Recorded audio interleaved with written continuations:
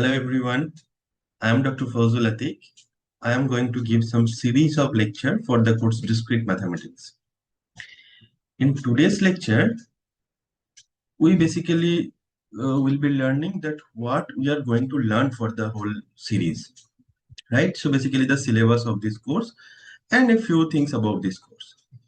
So in this series of lecture, we will be having 5 units.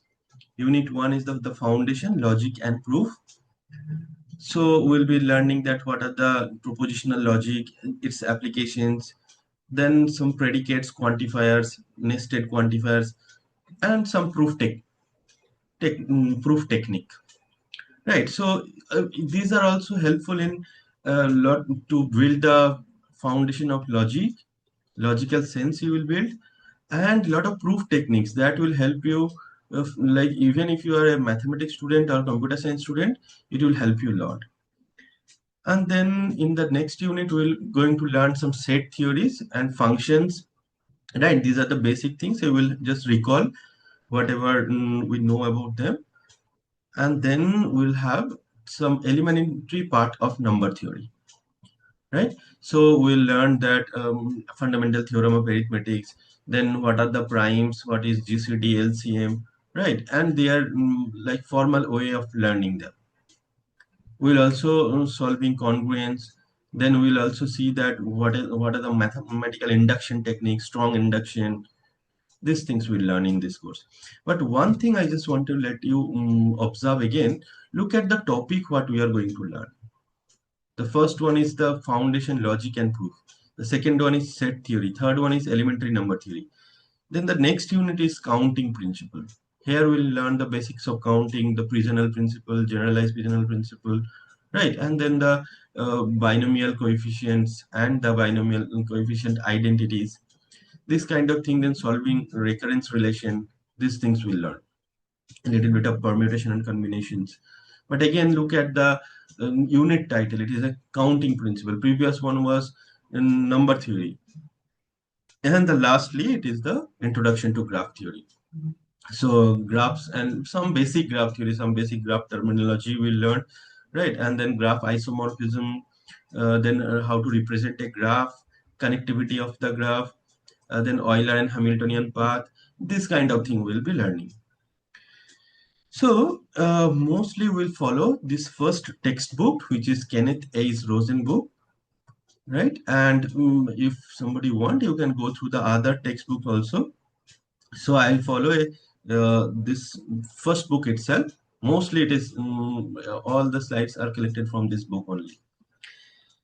Now the main part, that why this course is called a discrete mathematics.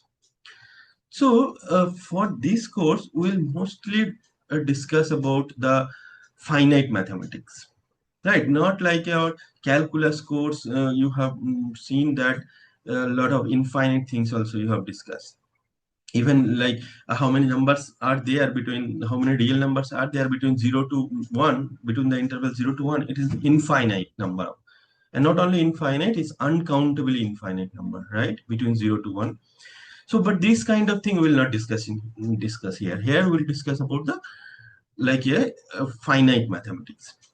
And if you just understand the meaning of the word discrete, it is basically the it's something we'll discuss which is separable, right? Which is separate from others, distinct kind. So this is just exactly opposite of the continuous thing. So here each of everything are discrete type, right? Here we'll avoid the notion of limit and continuity. So if you see that in your lectures, like in calculus, we'll be mostly dealing with limit continuity. Even in differential equation, you will learn that you will involve the derivative concept, right? Several things you will discuss. But here in this course, will avoid the notion of limit and continuity. And if you remember that in your calculus course, like first you will learn what is a function, then you will learn what is limit, then you will learn what is a continuity, then derivative, then integration, right? So all of the topics were also continuous, right? So each of the topic, like the second topic was like function, then limit. To know the limit, you should know what is function. Then to know continuity, you should know what is limit and what is function.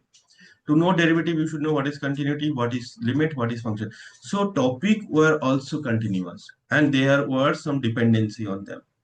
Even in maybe linear algebra course, you may learn first matrix and then determinant, then vector space, then inner product space, then eigenvalues, eigenvectors. All these things were related, right? So you cannot jump to the fifth unit like without learning the first few units. But here in this course, the topics which will be covered now are logic, sets, function, the number, elementary number theory, counting principle, graph theory. All of them are actually independent of each other. They are loosely connected. You can learn a unit separately without learning the other unit also. Here the topics are also kind of a discrete type. So that is why the name of this course is Discrete Mathematics. Correct. So it's a very, very interesting course, very logical, very small sense of logic you will build here. The course is very easy, so you just have to be attentive, and you will see that you will understand slowly that this course is actually very easy and very, very logical. And then about this course, you may just see that this lies that okay, in algorithm design and analysis you may have already applied several things which you will learn from this course. Then data structure course, you will need these things, that graph things you need, trees you need, right? Even counting thing you need it. So there are several applications of this course. You have cryptography is basically the number theory only, right? And combinatorics. So to know them, you should know this discrete math course.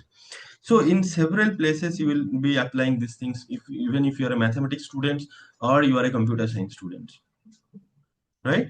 So you should learn this course. So therefore we'll have this series of lecture, and slowly in each week we'll be giving maybe 3 lectures, and we'll complete the syllabus. I hope it will be helpful for you. So we'll see in the next video. Thank you.